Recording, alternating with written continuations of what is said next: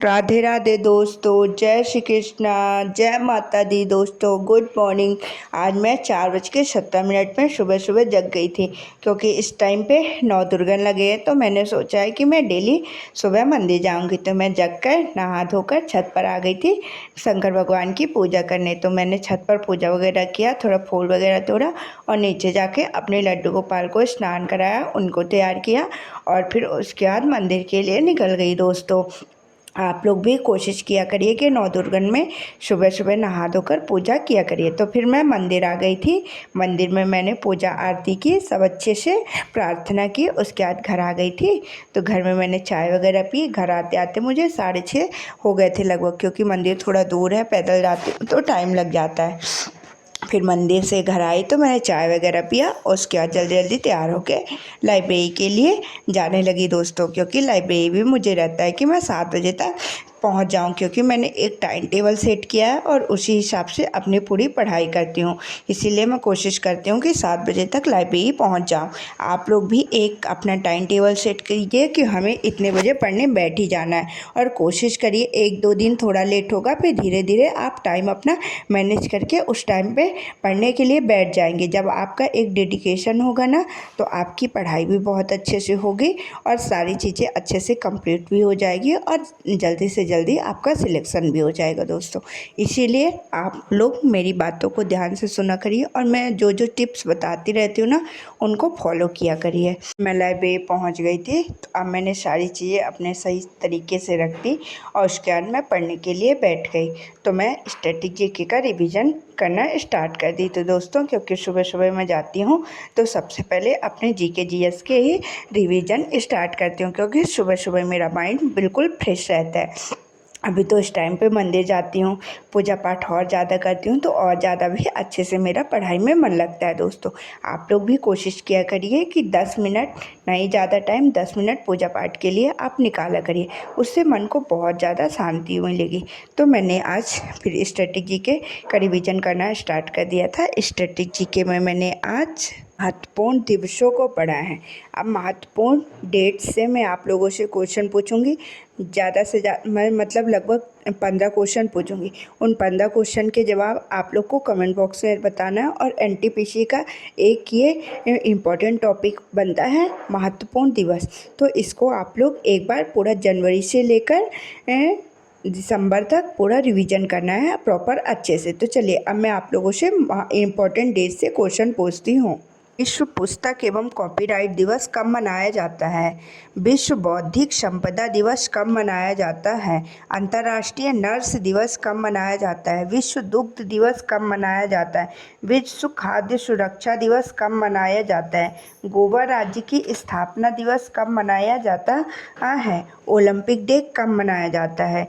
विश्व जनसंख्या दिवस कब मनाया जाता है? कारगिल विजय दिवस कब मनाया जाता है? और हिरोशिमा डे कब मनाया जाता है? इन सभी डेट्स का आप लोग डेट्स कमेंट बॉक्स में बताएंगे। और एक बार जैसे जैसे जो जो मैं टॉपिक आप लोगों से शेयर करती जाती हूँ कि मैंने आज कंप्लीट कर लिया, आप लोग भी कोशिश किया करिए कि वो टॉपिक्स कंप्लीट करते जाइए। इससे क्या होगा कि जल्दी जल्दी आपका भी पूरा सिलेबस रिवीजन होता जाएगा मेरे साथ साथ। इसीलिए मैं आप लोगों से अपना शेयर करती हूँ कि मैंने आज कौन सा टॉपिक कंप्लीट किया है दोस्तों। ऐसे क्या होगा ना, हम लोग एक एक टॉपिक करके डेली डेली रिवीजन करते जाएंगे आसानी से। एग्ज़ाम डेट आने से पहले हमारी सारी चीज़ें रिवीजन हो जाएंगी और हमें पता भी नहीं चलेगा। और जब एग्ज़ाम डेट्स आएगी ना, तो हम डेली, अभी तो मैं मॉक टेस्ट नहीं लगा रही हूँ, जब एग्ज़ाम डेट्स आ जाएगी ना, मैंने सोचा है कि डेली मैं 2 मॉक टेस्ट लगाऊंगी और बस मॉक टेस्ट में देखूंगी कि मेरी क्या कमियां हो रही हैं जिससे मेरे इन नंबर कम हो रहे हैं। उन्हीं कमियों को हमें ठीक करना है। इसीलिए दोस्तों एग्ज़ाम डेट्स आने से पहले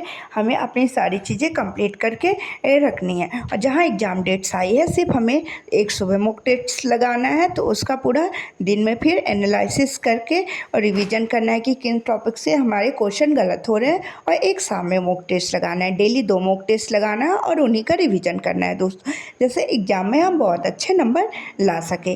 फिर मेरे स्टैटिक जीके वाला टॉपिक कंप्लीट हो गया था। उसके बाद मैंने हिस्ट्री में पढ़ना स्टार्ट कर दिया। हिस्ट्री में जैसे आप लोग को पता है कि मैंने मुगल वंश को स्टार्ट किया था। मुगल वंश में मेरा बाबर कंप्लीट हो गया था, हुमायूं कंप्लीट हो गया था। आज मैंने शेर शाह सूरी मतलब सूरी वंश के बारे में पढ़ा। तो चलिए सूरी वंश से आप लोगों से इंपॉर्टेंट क्वेश्चन पूछती हूँ, आप लोग कमेंट बॉक्स में आंसर बताइएगा। खान ने किस युद्ध में हुमायूं को पराजित करने के बाद भारत में सूरी वंश की स्थापना की? उसके बाद जब मेरा हिस्ट्री वाला टॉपिक सूर्यवंश का कंप्लीट हो गया था, मैं अपना हिस्ट्री जैसे जैसे सर पढ़ाते जाते हैं ना इधर उन्हीं के साथ मैं अपना भी रिवीजन करते जाती हूँ। आप लोग भी ऐसा ही हिस्ट्री के साथ कर सकते हैं दोस्तों। उसके बाद मैंने पॉलिटी पढ़ना स्टार्ट कर दिया था। पॉलिटी में मैंने आज मेरा राष्ट्रपति उपराष्ट्रपति तक कंप्लीट हो गया था। उसके बाद मैंने संघ की मंत्रिपरिषद पढ़ा और फिर संसद को पढ़ा और संयुक्त बैठक को पढ़ा। तो चलिए आप लोग बताइए संयुक्त बैठक किस आर्टिकल से संबंधित है? धन विधेयक का संबंध किस आर्टिकल से है? उसके बाद मैंने पॉलिटी की भी ये सारे टॉपिक्स कंप्लीट कर दिया। उसके बाद मैंने मैथ्स की क्लासेस लेना स्टार्ट कर दिया। मैथ्स में मैं इस टाइम पे क्या कर रही हूँ कि जैसे गगन सर ने जो भी प्रैक्टिस कराई है ना, जो नए नए अभी रेलवे के एग्जाम हुए हैं उनके लेटेस्ट 100 क्वेश्चन, टॉप 100 क्वेश्चन, उन्हीं की मैंने प्रैक्टिस करना स्टार्ट कर दिया। आप लोग भी दोस्तों यूट्यूब से सर ने कराया है, आराम से कर सकते हैं। क्या है कि ये जो लेटेस्ट क्वेश्चन रेलवे ने अभी एग्जाम्स में अपने पूछा है ना, ये हमारे एनटीपीसी के एग्जाम में रिपीट होने की बहुत ज़्यादा संभावना है, क्योंकि रेलवे मतलब क्वेश्चन रिपीट करता है। इसीलिए मैं आप लोगों से बार बार बोल रही हूँ, जो मैं अपने मतलब जो चीज़ें मैं अपने पढ़ाई में फॉलो कर रही ना, वही चीज़ें आप लोगों से भी शेयर कर रही हूँ। तो इसीलिए मैं आप लोगों को बोल रही हूँ कि ये क्वेश्चन की प्रैक्टिस आप लोग भी कर लीजिए दोस्तों। उसके बाद जब मेरी मैथ्स की क्लासेस हो गई थी तो मैंने करेंट अफेयर की क्लासेस लेना स्टार्ट कर दिया। करेंट अफेयर की क्लासेस आप लोग भी कोशिश करिए कि डेली लीजिए, क्योंकि करेंट अफेयर की क्लासेस लेने से हमारा करेंट में मतलब जीके वाले पोर्शन में 10 से 12 नंबर तो करेंट के क्वेश्चन बन जाते हैं। तो करेंट वाला पूरा 10 से 12 नंबर जीके के पोर्शन में हमारा कंप्लीट हो जाएगा। तो हमारे जीके में आसानी से नंबर इंक्रीज होने में फ़ायदा होगा दोस्तों। एक बात और दोस्तों, करेंट अफेयर की क्लासेस आप उत्कर्ष क्लासेस से ही लीजिए। उसमें उत्कर्ष क्लासेस से लेने में फ़ायदा हमें ये रहेगा कि हमें मतलब डेली का करेंट तो हम पढ़ेंगे ही, लेकिन सर पिछले लल्लन टॉप लगा कर ना पिछले एक हफ्ते का पूरा करेंट रिविज़न करा देते हैं। इससे हमारा बहुत ज़्यादा फ़ायदा हो जाता है दोस्तों। तो मैं घर पर आ गई थी क्लासेस कंप्लीट करने के बाद। मैंने घर पर आया, खाना वगैरह खाया और थोड़ा रेस्ट लिया और फिर दोबारा से मैं लाइब्रेरी चली गई थी। मैं लाइब्रेरी में गई तो मैंने मैथ्स की क्लासेस लेना स्टार्ट कर दिया। मैथ्स में अभी मेरा ट्रिग्नोमेट्री वाला चैप्टर चल रहा है। कल मेरा ट्रिग्नोमेट्री वाला चैप्टर कंप्लीट हो जाएगा। उसके बाद मैं सेक्शनल मॉक टेस्ट लगाऊंगी और जिस टॉपिक्स के क्वेश्चन मेरे अर्थमेटिक में नहीं बनेंगे तो मैं सोच रही हूँ थोड़ा थोड़ा अर्थमेटिक को भी लेकर चलूँ और फिर एडवांस मैथ्स तो मुझे पूरा प्रॉपर रिवीजन करना है। तो एडवांस मैथ्स में मैंने प्रायिकता को कंप्लीट कर लिया है, स्टैटिक्स को कंप्लीट कर दिया है और कल लगभग मेरा ट्रिग्नोमेट्री का भी कंप्लीट हो जाएगा। उसके बाद मैं सोच रही हूँ वो कि अलजेब्रा स्टार्ट कर दूँ। ये क्या है, जो टॉपिक्स है ना थोड़ा कम है, जियोमेट्री थोड़ा लंबा चलेगा, इसीलिए मैं पहले सोच रही हूँ इन सारे टॉपिक्स को कंप्लीट कर लूँ। उसके बाद जियोमेट्री में लास्ट में स्टार्ट करूँगी, क्योंकि एग्ज़ाम तक उसके फॉर्मूले वगैरह याद भी रहेंगे, उसी टाइम क्लासेस लूँगी। तो आप लोग भी ऐसा ही कर सकते हैं। फिर उसके बाद मैं ग्राउंड आ गई थी, आज मंगलवार था। ग्राउंड से जाने के बाद मैं मंदिर गई और दोबारा से लाइब्रेरी आ गई थी दोस्तों। लाइब्रेरी में आकर पहले मैंने जीएस का प्रैक्टिस सेट लगाया है। यदि आप लोगों ने अभी भी जीएस का प्रैक्टिस सेट नहीं लगाया है तो अभी भी आप जीएस का प्रैक्टिस सेट ज्वाइन कर सकते हैं यूट्यूब से आसानी से।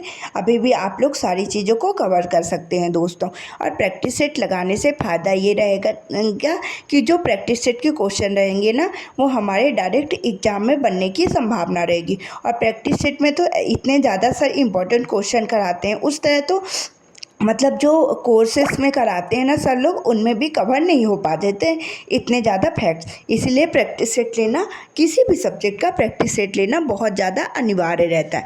और ये तो जीएस का मिक्सअप प्रैक्टिस सेट है। इन प्रैक्टिस सेट में सर सारे सब्जेक्ट का मिक्स करा रहे हैं। इसीलिए आप लोग भी कोशिश कीजिए कि प्रैक्टिस सेट को ज़रूर ज्वाइन करिए दोस्तों। जब प्रैक्टिस सेट मेरा कंप्लीट हो गया था उसके बाद मैंने की क्लासेस लेना स्टार्ट कर दिया। हिस्ट्री में सर ने आज हुमायूं को पढ़ाया है। ऐसा करती हूँ जैसे जो चैप्टर सर से पढ़ती हूँ ना उसी दिन सुबह सुबह उसी का रिवीजन कर लेती हूँ। इसमें क्या होता है साथ साथ रिवीजन करती हूँ तो आसानी से मेरा रिवीजन हो जाता है और जैसे क्लासेस में वो चीज़ें मैं सुनी रहती हूँ ना तो मुझे याद करने में बहुत ज़्यादा आसानी होती है। उसके बाद मैं रीजनिंग का प्रैक्टिस सेट लेना स्टार्ट कर दी थी। देखिए जब से मैंने रीजनिंग का प्रैक्टिस सेट लेना स्टार्ट किया है ना तो मेरे रीजनिंग में सेक्शनल मॉक टेस्ट में नंबर इंक्रीज हो रहे हैं। तो आप लोग भी कोशिश कीजिए कि रीजनिंग का प्रैक्टिस सेट लीजिए।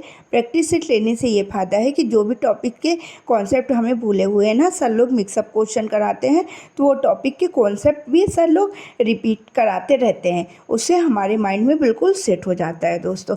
इसीलिए सभी सब्जेक्ट का प्रैक्टिस सेट लेना ज़रूरी हो जाता है क्योंकि उसमें मिक्सअप क्वेश्चन रहते हैं और ऐसे ही मिक्सअप क्वेश्चन हमारे एग्जाम में पूछता है। तो चलिए दोस्तों अभी रात हो गई थी और मेरी क्लासेस भी कंप्लीट हो गई थी तो मैं घर के लिए निकल गई थी। घर पर पहुंचने के बाद मैंने खाना वगैरह खाया और फिर लड्डू को दुद्धू शुद्धू पिलाया, उनको सुला दिया और मैं भी सोने के लिए चली गई। राधे राधे, जय श्री कृष्ण, गुड नाइट।